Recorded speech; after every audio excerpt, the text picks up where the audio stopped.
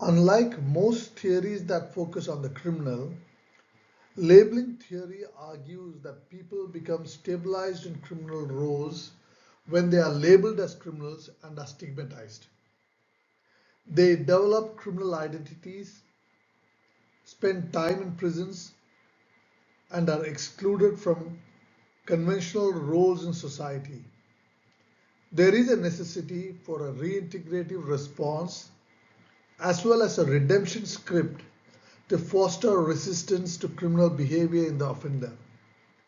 These aspects are examined in this chapter on labeling theory.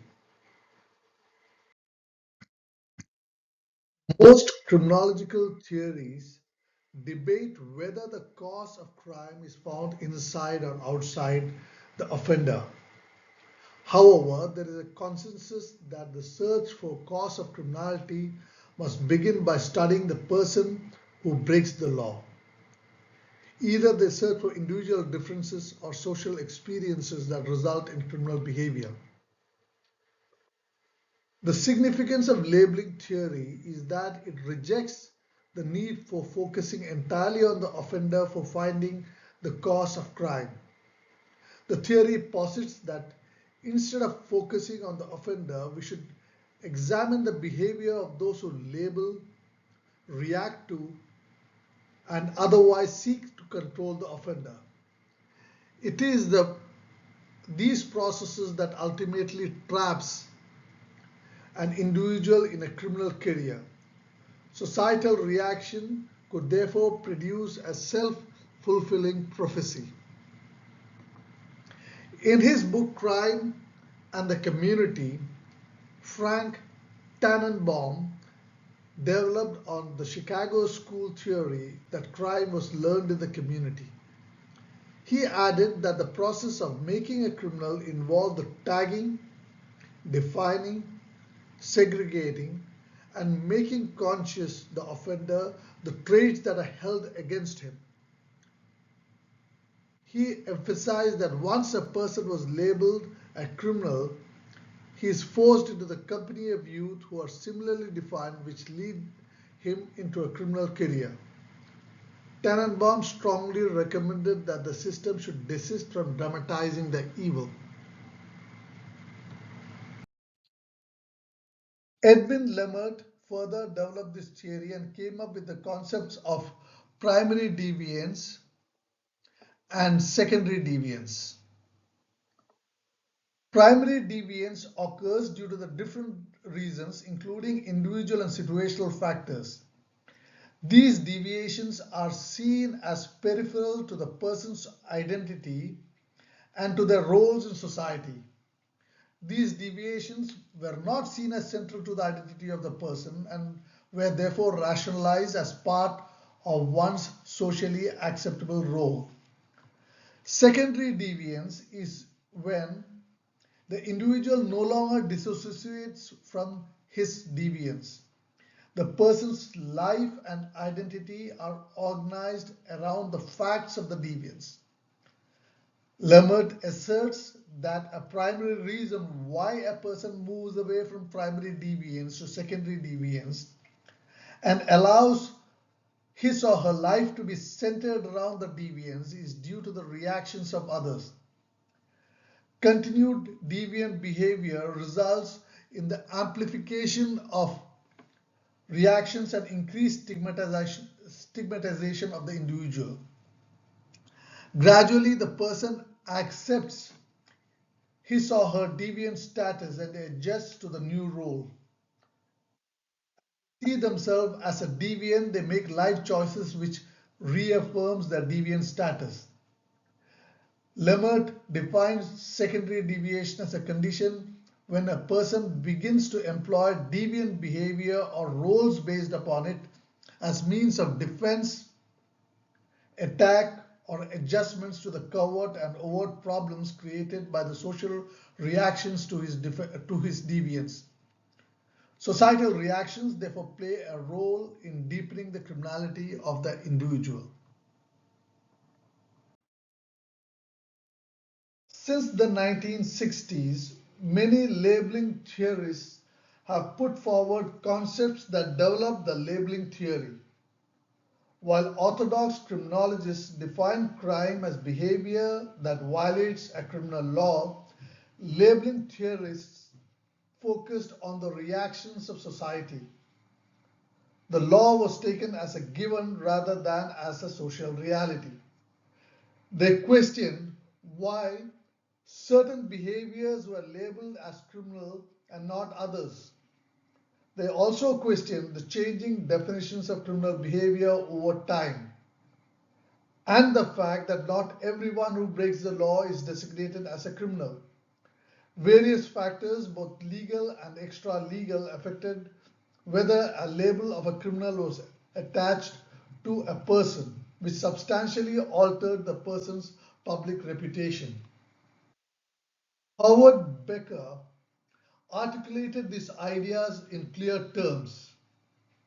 According to him, deviance is created by society by making rules in which certain violations are considered as deviant acts.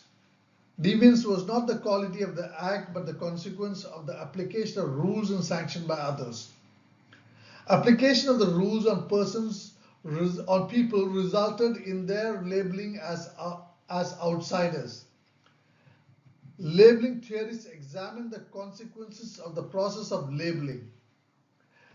They argued that identifying individuals as criminals set the process of the person becoming a criminal, and the label of a criminal became a master status.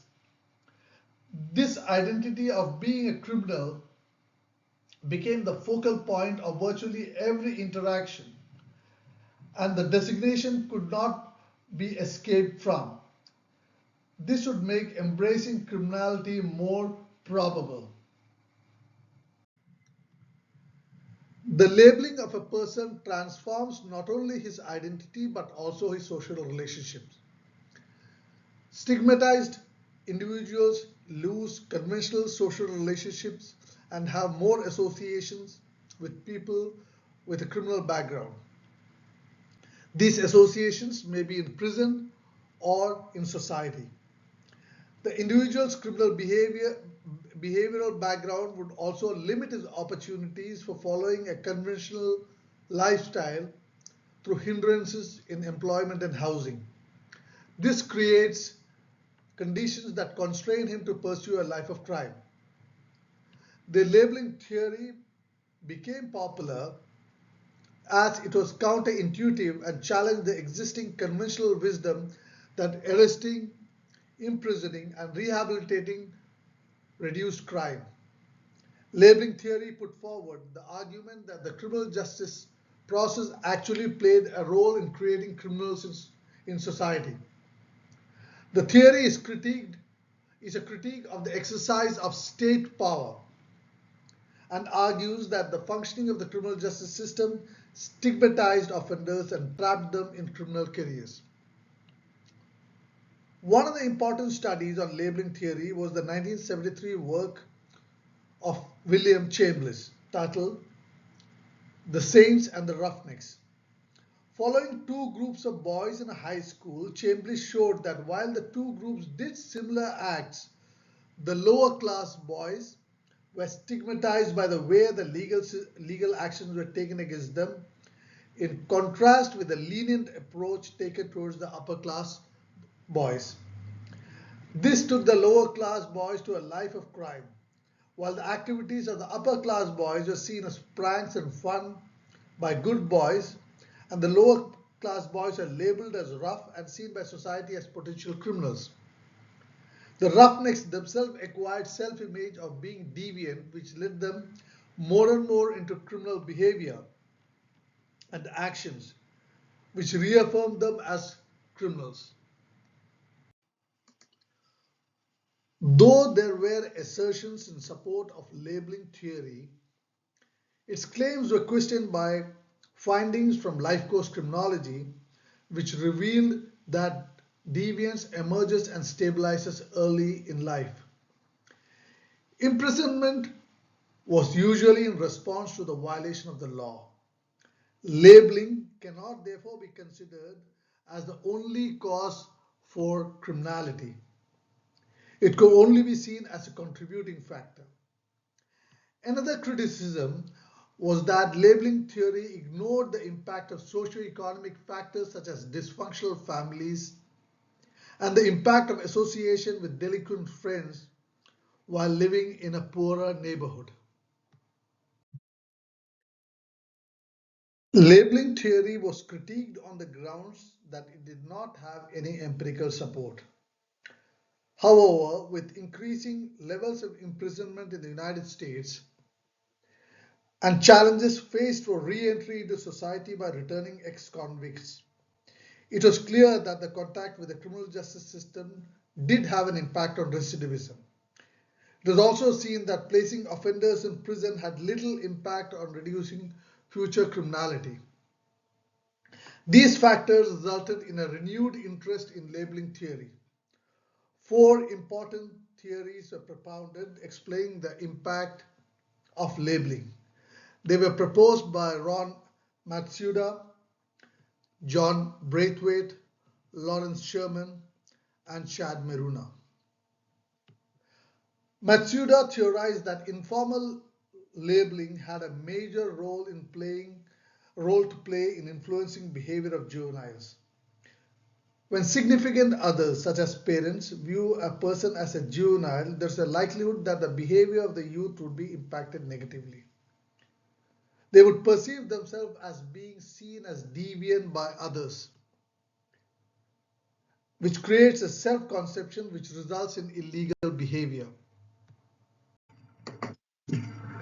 John Braithwaite offered a different perspective on how to respond to criminal acts in society.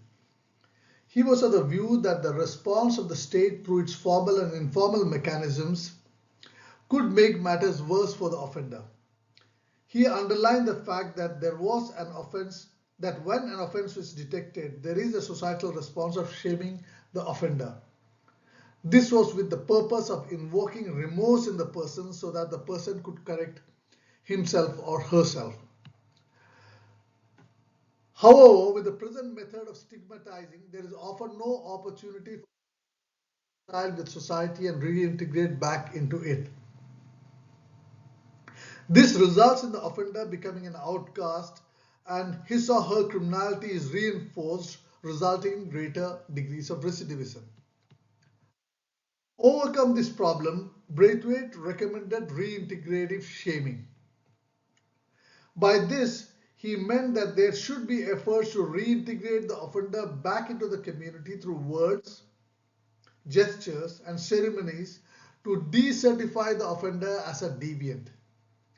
The community could conduct these words, gestures, and ceremonies. The victim and victim's family members, the offender's family members, and people related to the incident could be involved in the reconciliation and reintegration.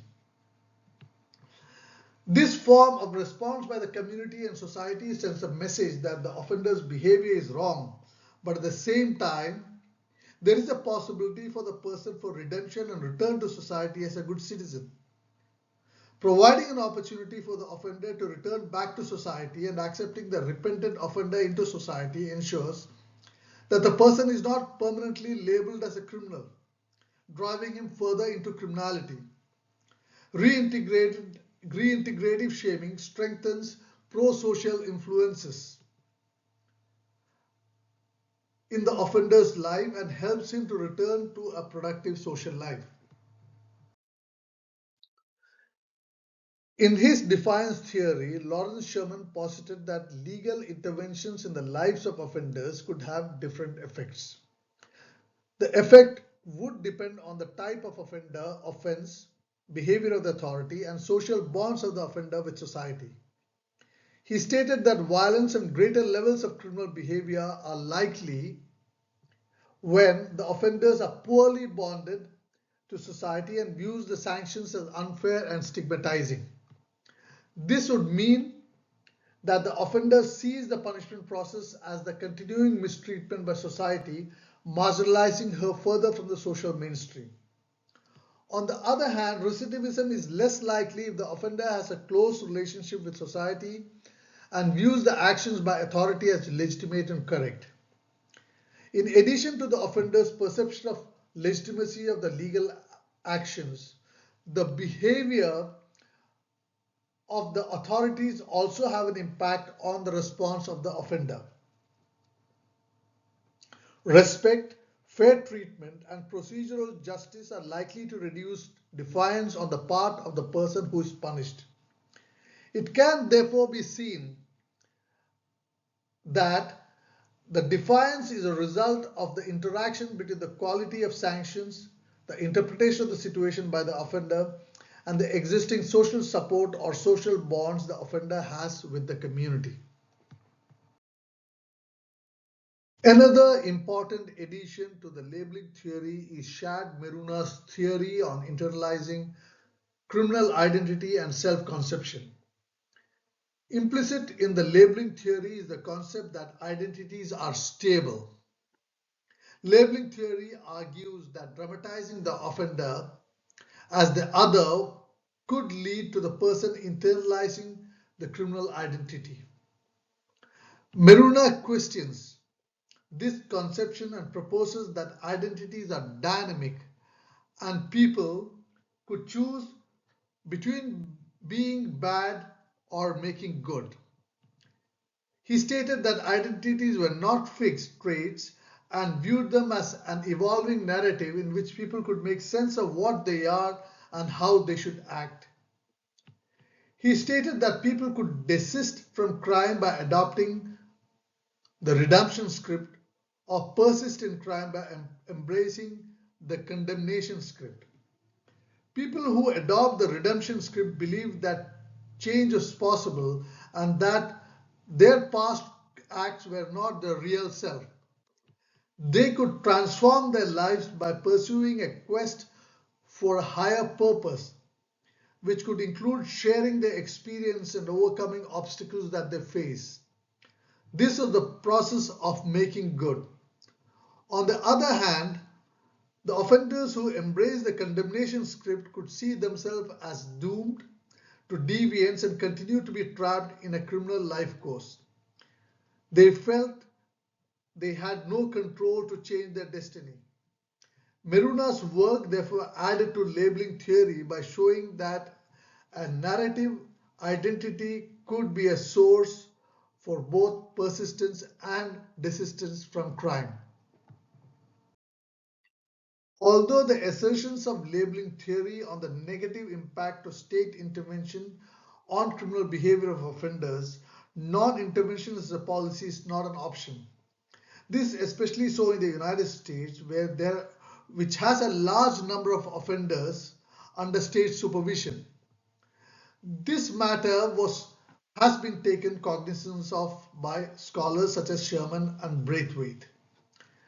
They have suggested an alternate form of reform known as restorative justice. Restorative justice has the goal of replacing the state as the main agency for dispensing justice and retribution against the lawbreaker. As an alternative, they suggest that the state should work as an arbiter with the goals of restoring the victims, community, and offenders, and ensuring that the process of providing justice does not result in associated harm for the offender.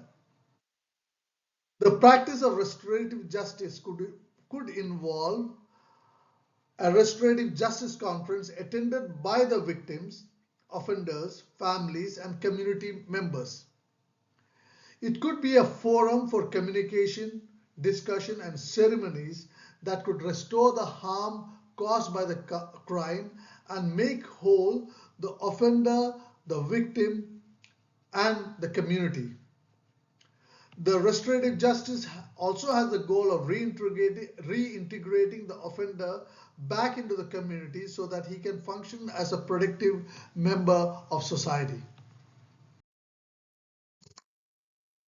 In addition to introducing the idea of restorative justice, Labeling theories highlighted the harm caused by the stigma associated with the offender and the need to reduce it. They stated that excessive use of punishment causes more harm to society than good.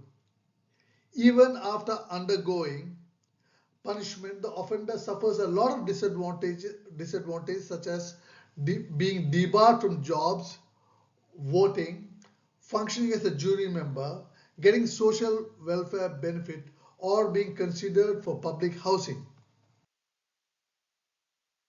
These restrictions are counterproductive and they propose a reversal of such regressive measures that would only stigmatize an offender and then marginalize the person driving him or her towards a criminal life.